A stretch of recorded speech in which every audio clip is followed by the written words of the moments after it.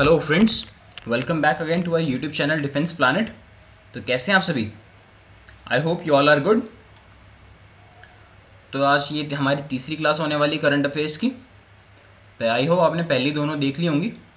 जो 1 to 4 थी हमारी क्लास, 1 to 4 सितंबर के लिए थी। ये क्लास हमारी रहेगी 5, 6, 7, 8 के लिए। इसके बाद एक क्लास और आएगी जो 15 तक होगी, या 12 तक होगी। और उसके बाद जो हमारी जितनी वीडियोस हमारी बनेंगी वो सारी वीकली बेसिस पे बनेगी, ताकि आपको ज़्यादा क्लासेस भी ना करनी पड़े, ज़्यादा टाइम करंट अफेयर्स पे ना देना पड़े, क्योंकि ये बहुत स्टैटिक पोर्शन आता है, बहुत इजी पोर्शन आता है। इसको आप एक दो बार, अगर 2-3 बार वीडियोस को देख लेंगे, 2x पे करके देख लेना, कोई दिक्कत वाली बात नहीं। 7-8 मिनट में वीडियो कवर हो जाएगी, आपकी वो चीज़ें दिमाग में भी आ जाएगी। पर हो सके तो आप इसको साथ साथ में नोट्स बना लेना, बाकी ना भी बनाओ तो कोई दिक्कत नहीं है, साथ में आपको नोट्स वगैरह मिल जाएंगे। आपको मैं इसमें टेलीग्राम जो चैनल है वो इसको ज्वाइन कर लेना, इसमें आपको साथ में नोट्स मिल जाएंगे। और ये जो इसमें डिफेंस प्लानट ऑफिशियल हमारा जो इंस्टाग्राम चैनल है, इसको ज्वाइन कर लेना। इस पर डेली बेसिस पे आर्टिकल्स आ रहे हैं। एक आध चीज़ें जो इसमें मिस हो जाती हैं, जो इसमें पीडीएफ में मिस हो जाएंगी, वो आपको या तो टेलीग्राम पे मिल जाएंगी या तो इंस्टाग्राम पे मिल जाएगी। इसलिए आपको ये ज्वाइन करना इंपॉर्टेंट है आपका, ठीक है। तो विदाउट एनी वेस्टिंग टाइम हम अपना स्टार्ट करते हैं करंट अफेयर की वीडियो से। तो मैंने आपको बताई थी 5, 6, 7, 8 के लिए वीडियो होगी ये। तो पहली जो न्यूज़ है हमारे पास, जो पहला इंपॉर्टेंट करंट अफेयर है, वो है prime minister school for rising India, PM Shri scheme. ठीक है, जो इसमें जो स्कूल्स आएंगे ना, मैं आपको पहले बता देता हूँ, इसमें जो स्कूल्स आएंगे उनको हम पीएम श्री स्कूल्स कहेंगे। अब बताता हूँ स्कीम क्या है। ये स्कीम सेंट्रलाइज स्पॉन्सर्ड स्कीम है, वर्थ ₹27,360 करोड़। ठीक है। अब जो इसमें जो जिन स्कूल में स्पॉन्सर किया जाएगा, उन स्कूल में न्यू एजुकेशन पॉलिसी, आपको पता है ना न्यू एजुकेशन पॉलिसी क्या है? न्यू एजुकेशन पॉलिसी आप सभी ने इसके बारे में जान रखा होगा। अगर आपको नहीं पता तो नीचे कमेंट सेक्शन में मेंशन कर देना, मैं इस पर भी न्यू एजुकेशन पॉलिसी पे भी एक वीडियो बना दूंगा। तो जो जिन स्कूल से स्पॉन्सर किया जाएगा, जो स्कूल्स बनाए जाएंगे, उसमें ये न्यू एजुकेशन पॉलिसी इम्प्लीमेंट हो जाएगी, और उन स्कूल्स को हम लोग कहेंगे पीएम श्री स्कूल्स। ठीक है, this is was approved by cabinet, और ये इम्प्लीमेंट होनी है for period of 5 years, from 2022 से 23 का सेशन टू 2026-27 के सेशन के लिए। ठीक है, nearly transforming 14,500 schools across the country. देखो, it will be implemented for a period of 5 years। बाकी सारी ये आपकी एजुकेशन, ये आपकी नॉलेज के लिए ये सारी चीज़ें आपको पढ़नी है। जब आप रिवीजन करेंगे ना, तो इस पर एक बार, इन सारे पॉइंट्स पे एक बार नज़र डाल लेना। ये सारे पेपर के इंपॉर्टेंट नहीं है, बट हाँ, आपकी नॉलेज के लिए बहुत इंपॉर्टेंट है। आपको जैसे अगर आपका पेपर क्लियर हो जाता है, उसके बाद एसएसबी वगैरह भी जाओगे ना, एसएसबी में ये चीज़ें पूछ सकते हैं। वहाँ पर आपको डिबेट वगैरह करने होगी, तो आपको डिबेट वगैरह में आपको ये चीज़ें, ग्रुप डिस्कशन वगैरह जो होंगी, वहाँ पर आपको बहुत इंपॉर्टेंटली आपके पास पॉइंट होने चाहिए। और पॉइंट होने के लिए आपके पास नॉलेज होनी चाहिए। नॉलेज कहाँ से आएगी? पढ़ने से आएगी। ये वन लाइनर्स याद करने से नॉलेज नहीं आती, वन लाइनर्स याद करने से पेपर क्लियर होता है। आपकी एसएसबी जो क्लियर होती है, एसएसबी क्लियर होती है नॉलेज होने से, और नॉलेज आती है पढ़ने से। ओके, तो हम स्टार्ट करते हैं विद अगली न्यूज़। ISRO's reusable rocket. हमारा इसरो जो है, इंडियन स्पेस रिसर्च ऑर्गेनाइजेशन, वो एक रीयूजेबल रॉकेट पे टेक्नोलॉजी पर काम कर रहा है, जो कि हमारे कॉस्ट कटिंग में काम आएगा। ठीक है, जिसमें हम नई नई सैटेलाइट्स भी लॉन्च कर सकते हैं, और global market that would significantly cut off the cost, जिसमें मैंने कॉस्ट कट ऑफ करने में काम आएगा। जो कॉस्ट कट ऑफ होगी वो हम कहीं और मैनेज कर लेंगे, कहीं और उसको यूज़ कर लेंगे। तो इसीलिए हमारे लिए बहुत इंपॉर्टेंट टेक्नोलॉजी हो जाती है, जिस पे इंडिया भी काम कर रहा है। और ये इंडिया जो काम कर रहा है, वो काम कर रहा है एक उसकी कमर्शियल आर्म के साथ। और इसरो की कमर्शियल आर्म कौन सी है? New space India limited. आपको ये ध्यान होना चाहिए। ये पेपर में सीधा पूछ सकते हैं कि इसरो की कमर्शियल आर्म कौन सी है। ओके, तो आपकी ये न्यूज़ इतनी ही है। एक बार ये देख लेना कि जो हमारे सेक्रेटरी थे, secretary in the department of space and chairman of Indian space research organisation, उन्होंने, ये जो एस सोमनाथ है, नाम याद रख लेना, उन्होंने एड्रेस किया है 7th बेंगलुरु स्पेस एक्सपो। और उन्होंने literally talking to the reporters, उन्होंने नोट किया है, उन्होंने बताया है, he noted that at present it takes about 10,000 to 15,000 US dollars to put 1 kg of payload into orbit। ये वाला जो पॉइंट है, ये इंपॉर्टेंट है। बाकी मैंने आपको बता ही दिया है, कॉस्ट कटिंग में हेल्प करता है। किसके साथ मिलकर डिज़ाइन कर रहा है ISRO? Commercial arm new space India limited के साथ। फिर आता है हमारा रैमन मैग्सेसे अवार्ड। ये आपको एफकेट के लिए इंपॉर्टेंट क्या है? ये 1957 में स्टार्ट हुआ था, किसके नाम पे? इनके नाम पे। किस लिए दिया जाता है वो आप कमेंट सेक्शन में मेंशन करेंगे, बहुत सिंपल है। और इसे एशिया का नोबेल प्राइज़ भी कहा जाता है, मैंने यहाँ पर मेंशन भी कर रखा है। There 55 Indians have been awarded this prestigious award. The Raman Magsaysay Award was to establish recognize people who demonstrate greatness and spirit of service Asian peoples regarding to race, gender और religion। मैंने mention कर दिया, वो comment section में mention करने की ज़रूरत भी नहीं है, मैंने लिख ही दिया क्यों दिया जाता है।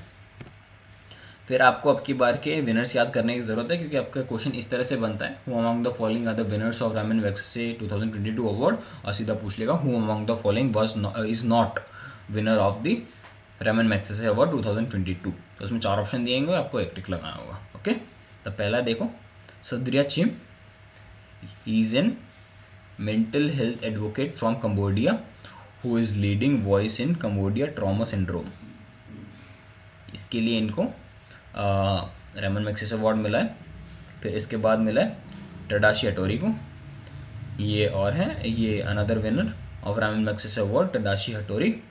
साइट सेविंग है, sight saving humanitarian from Japan, ठीक है, and ophthalmologist and humanitarian who has committed his time and resource to provide free eye surgeries. ये इंपॉर्टेंट है, किस लिए मिला है, फ्री आई सर्जरीज के लिए मिला है, इन वियतनाम, है जापानीज पर वियतनाम में इन्होंने फ्री आई सर्जरी करी है। वैसे तो गैरी बैकलेब, नाम मेरे को बोलना नहीं आता, इतने भयंकर भयंकर नाम होते हैं इनके। गैरी बेंक्लेगिब, फ्रेंचमैन है गैरी बेंक्लेगिब, गैरी बेंक्लेगिब, अच्छा ये नाम है। गैरी बेंक्लेगिब जो है यंग फ्रेंचमैन है, जो मिशन पे है eradicating marine plastic pollution in Bali Indonesia, 1 river at a time, ठीक है। इसलिए किस लिए मिला इनको, इरेडिकेटिंग मरीन पोल्यूशन। मरीन क्या होता है, जितने भी हमारी वाटर बॉडीज़ वगैरह ओशंस वगैरह आते हैं उनको मरीन में कंसिडर करते हैं। फिर आते हैं हमारे चौथे, Bernadette J Madrid, Filipino paediatrician है, campaigning Filipino child's right protection by creating safe, इनको किस लिए मिला है, for creating safe space for abuse children nationwide. पूरे नेशन में इनको एक सेफ स्पेस, जो बच्चे होते हैं उनको बहिष्कार कर दिया जाता है, उनको मारा पीटा जाता है, जो अबेंडेंट जिन बच्चों को मतलब जो बच्चे अनाथ कह लो, या फिर जो बच्चे अनाथ समझ लो, या फिर कुछ बच्चे ऐसे होते हैं ना जो अब्यूज़ होते हैं, काफ़ी सारे उनके पेरेंट्स उनको मार पीटते हैं कुछ, या फिर लोग जिनको मारते पीटते रहते हैं, काफ़ी परेशान होते हैं, उनके लिए नेशन वाइड काम करने के लिए जो है उनको बेनेडिक्ट जे मैड्रिड को रामन मैग्सेसे अवार्ड मिला है। अगला जो अवार्ड है वो है एमी अवार्ड, ये मिला है former president of USA mister Barack Obama को। तो ये मिला है to work on the Netflix documentary our great national parks, इसलिए मैं इनको मिला है ये। और ये दूसरे प्रेसिडेंट हैं ये जिनको ये अवार्ड मिला है, एमी अवार्ड। जो आप मेरे को बताएंगे फर्स्ट जो प्रेसिडेंट है वो कौन है जिनको ये अवार्ड मिला है, ठीक है। तो हमारे लिए इसीलिए इम्पॉर्टेंट है ज़्यादा पेपर के पर्सपेक्टिव से, क्योंकि हमारे अमेरिका के फॉर्मर प्रेसिडेंट थे, तो इसी वजह से ये अवार्ड इम्पॉर्टेंट हो जाता है। और फर्स्ट इंपॉर्टेंट इसीलिए क्योंकि एफकेट में स्टैटिक क्वेश्चन पूछा जाता है। अगर ये वाला न्यूज़ में है हमारे, तो एफकेट में क्वेश्चन आने के चांसेस हैं कि फर्स्ट किसको मिला था। India's first nasal vaccine for कोविड-19, ये जो हमारी वैक्सीन है इनकोवैक, ये जो हमारी ये फर्स्ट नेसल वैक्सीन है जो कोविड-19 के लिए होगी। नेसल वैक्सीन जो आप नाक से सूंघते हैं वो वैक्सीन है। ये vaccinated adults but not as a booster. India देखो यहाँ से ये वाला पॉइंट इंपॉर्टेंट आपके लिए। India's drug regulator gave the new product emergency authorisation which will allow to be use as a primary dose by any unvaccinated और partially vaccinated adult but not a booster. जिनको पहले लग चुकी है या फिर एक आध डोज लगी है उसके लिए हम उसके लिए इमरजेंसी यूज़ के लिए ये वाली वैक्सीन अप्रूव कर दी गई है। किसने बनाई है? भारत बायोटेक ने बनाई है। बस और इम्पोर्टेंट नहीं है आपके लिए, पेपर के लिए सिर्फ इतना इम्पोर्टेंट है। नाम किसके लिए है? वैक्सीनेटेड या फिर पार्शियली अनवैक्सीनेटेड या फिर पार्शियली वैक्सीनेटेड लोग एडल्ट के लिए, बट बूस्टर नहीं है ये। और बूस्टर डोज किसने लगवा लिया पहले बताओ मेरे को, नीचे कमेंट में। मैं तो लगवा ही नहीं। अगर कोई ज़्यादा बीमार होगा तो बता देना मेरे को, मैं लगवाऊंगा नहीं बूस्टर डोज। क्यों खाऊंगा अपना शरीर ख़राब करूँगा एक्स्ट्रा दवाई डाल के इसमें? लिवर ख़राब होता है आपको पता है ज़्यादा दवाइयाँ लेने से, फिर बीमारी भी ऐसे लगवानी भी पड़े, है ना, क्या कर सकते हैं। छोड़ो वो बातें तो होती रहेंगी। ये देखो लिस टुस, सिमिलर सा नाम है, तो नाम याद भी हो जाएगा आप लोगों के। ये हमारी ब्रिटिश प्राइम मिनिस्टर बनी है, आपको सिर्फ नाम याद रखना चाहिए। After the death of Queen Elizabeth two, एक मीम आया था, देखा था आप लोगों ने कि girls after the death of queen, जिसमें गर्ल्स रो रही हैं कह रही she is our queen too, लेकिन नीचे बॉयज़ वो Hrithik boys after the death of Queen Elizabeth two, नीचे फिर वो ऋतिक रोशन वाली फ़ोटो और बता रखा कोहिनूर। देखा वो मीम आपने? बड़ा अच्छा लगा था मेरे को। टेलीग्राम पर डाल दूँगा मूवी में, किसी को देखना हो तो। सारी चीज़ें इंपॉर्टेंट नहीं है, फालतू न्यूज़ है, इतने पढ़ने की ज़रूरत नहीं है। आपको सिर्फ नाम याद रखना है और बताना है। 14 कह रहा हूँ मैं, ब्रिटिश प्राइम मिनिस्टर बनी है। कर्तव्य पाथ, अभी आपको पता है राष्ट्रपति का नाम चेंज होके कर्तव्य पाथ रख दिया गया है। और यहाँ पर आपको एक हमारे यहाँ पर पहले जो एम्पर जो किंग जॉर्ज 5 थे हमारे, उनकी मूर्ति इंडिपेंडेंस के पहले ही हटा दी थी, वो जगह खाली थी, वहाँ पर किसकी मूर्ति रखी गई है? सुभाष चंद्र बोस की, है ना, पता होगा आपको। तो हमारा सिर्फ इतने लिए इम्पोर्टेंट इसीलिए है।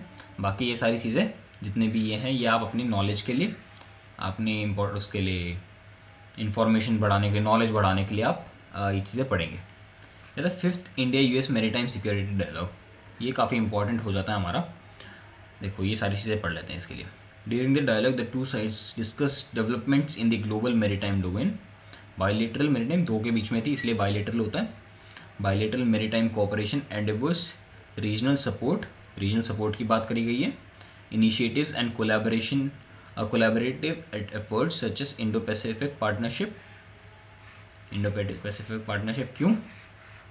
ये यहाँ पर चाइना बहुत एग्रेसिव है इसीलिए, फॉर मैरीटाइम डोमेन अवेयरनेस। चलो एक छोटी सी बात बताता हूँ करंट अफेयर्स से हटके। देखो आपको पता है इंडिया के अगेंस्ट में पाकिस्तान है, या चाइना के अगेंस्ट में यहाँ पर ताइवान है ना, और यहाँ पर रशिया जो है, रशिया के अगेंस्ट में यहाँ पर यूक्रेन है। और इन यूक्रेन को, पाकिस्तान को, ताइवान को फंड कौन कर रहा है? अमेरिका। और बोलता फिर अभी जैसे रशिया के बारे में इंडिया ने, अभी प्राइम मिनिस्टर ने बोला था ना इन्होंने कि this is not the era of war. तो वहाँ पर बहुत बढ़ चढ़ के इन लोगों ने, अमेरिकन मीडिया ने, ब्रिटिश मीडिया ने खूब बढ़ चढ़ कर इसको, इस लाइन को, इसको काफ़ी ज़्यादा प्रमोट किया था और बोला था इंडिया अगेंस्ट रशिया। तो इन चीज़ काफ़ी सारे बच्चों के माइंड में क्वेश्चन होगा कि इससे इंडिया और रशिया के जो रिलेशन है उस पर इफेक्ट होगा कुछ। तो इसका आंसर है साफ सीधा नो, बिल्कुल भी इफ़ेक्ट नहीं होगा। बल्कि हमारे रिलेशंस अच्छे और हुए हैं अब की बार, क्योंकि अभी हमने जो फ्यूल वगैरह है वो हमने यहाँ से लेना शुरू किया। अभी बात चल रही है इंडिया का जो रुपए है, वहाँ का जो NSB जो है वो एक्सेप्ट हो जाएगा दोनों कंट्रीज़ में, और हमारी मॉनेटरी वैल्यूज़ को एक्सेप्टेंस मिलेगी। तो हमारे रिलेशन अच्छे हो रहे हैं। लेकिन जो, क्योंकि ऐसा भी था कि ऐसा भी कह रहे हैं कि उसने तो कह दिया, लेकिन रशियन मीडिया ने काफ़ी ज़्यादा अमेरिकन मीडिया ने प्रमोट कर दिया, आग लगा दी। नहीं, कुछ फ़र्क नहीं पड़ा होगा। मोदी ने बाद में उसको फ़ोन करके, पुतिन को फ़ोन करके बोला होगा भाई दिल पे मत लेना बात को। ठीक है, तो आपको समझ में आया किस लिए है। दे अफर्म, बाकी चलो टॉपिक वापस आते हैं। They affirm their share desire to enhance maritime security internationally and strengthen cooperative towards free, open and inclusive maritime order that would support security, inclusive growth and prosperity। ये पॉइंट याद रख लेना क्या एम है इसका। During the dialogue the officials had an opportunity to discuss the regional issue pertaining to South Asia, Indian Ocean region से याद कर लेना कौन सा रीजन बोला है। The two sides agreed to remain engaged with the objective of further enhancing the depth and substance of India-US comprehensive global strategic partnership। कुछ नहीं, इतना ज़्यादा कुछ नहीं है, आपको सिर्फ याद रखना है कि क्या था, बायलैटरल एक्सरसाइज थी, इंडिया US के बीच में थी। इसके एम ही रखना free, open and inclusive maritime orders to that would support security. और फिर याद रखना कि कौन कौन से साउथ एशियन, इंडियन ओशन और इंडो पैसिफिक रीजन में हुई है। बस इतना याद रखना और कुछ इंपॉर्टेंट नहीं है। कहते हैं Neeraj Chopra wins maiden Diamond League title Zurich, history has made here in Zurich. Neeraj Chopra became men's javelin throw champion in Diamond League, thereby clinching his maiden Diamond League title। Sir maiden से मतलब क्या है? ये क्रिकेट में मेडन होता है नहीं, यहाँ पर मेडन क्या है आप नीचे कमेंट सेक्शन में मेंशन करेंगे। और मेडन क्रिकेट में आपको एफ कैट के लिए इंपॉर्टेंट होता है। मेडन आता है ना, क्वेश्चन आता है ना स्पोर्ट्स की कि ये क्या आता है, मेडन क्या होता है। तो मेडन क्या होता है, जब कोई ओवर जिसमें कोई रन आ गया, सारी 6 की 6 बॉल्स डॉट गई हो, उसको मेडन कहते हैं। समझ गए? इसी अब यहाँ पर मेडन का मतलब क्या, ये वाला मेरे को कमेंट सेक्शन में मेंशन करेंगे और मैं नेक्स्ट वीडियो में इसको क्लियर कर दूंगा। आपको पता है कि इसने अभी जीत लिया है। जो थ्रो था वो 88.48 का था आई थिंक, मेरी ये गलत भी हो सकती है। मेरे ख्याल से इतना ही था, बाकी मैं करेक्ट कर दूंगा अगर मैं गलत हुआ था इस वीडियो में। मैं भूल गया एक्चुअली ना, मेरे को एग्जैक्ट वैल्यू जितनी एग्जैक्ट नंबर था वो याद नहीं है।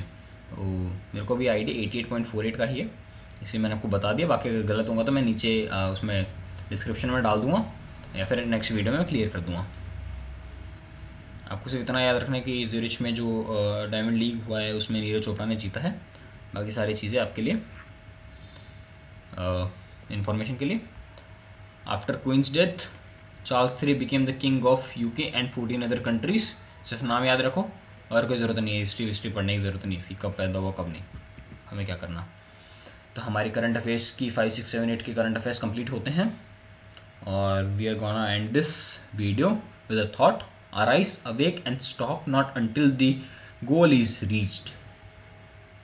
उठो, चलो, दौड़ो, कुछ करना पड़े करते रहो और रुको मत जब तक आपका गोल ना अचीव हो जाए। ठीक है, ये हमारे स्वामी विवेकानंद ने कहा था। आई होप सभी जानते होंगे इनके बारे में, इनकी वो स्पीच के बारे में तो सभी को पता है ना, जिन्होंने सनातन धर्म की किताब नीचे रखी हुई थी और सभी ने कहा था कि ये तो सबसे नीचे रखी हुई है और ये तो सबसे इसकी वैल्यू बहुत डाउनग्रेडेड है। लेकिन फिर इन्होंने कहा था अगर ये ना हो तो कुछ नहीं है, क्योंकि ये बेस है। इस स्पीच के बारे में तो सभी सुना होगा ना, तो इसीलिए उस बेस को, वो तो चलो एक बात अलग है, पर आपको भी अपना बेस बनाना पड़ेगा, है ना, क्योंकि बेस के बिना, नींव के बिना कुछ नहीं है। अपना नींव पे काम करो, चलते रहो, भागते रहो, कुछ करना पड़े लड़ जाओ, बैठ जाओ, कुछ करना पड़े कर लो, लेकिन जब तक मत रुको जब तक आपका अपना गोल, एम अचीव नहीं हो जाए, एम को आप प्राप्त ना कर लो। ओके, तो एंड करते हैं हम इस वीडियो को। Okay, bye everyone, take care all of you. और हाँ, ये इंस्टाग्राम नहीं है, ये टेलीग्राम है और इसको ज्वाइन कर लेना याद से। Okay, bye, take care all of you.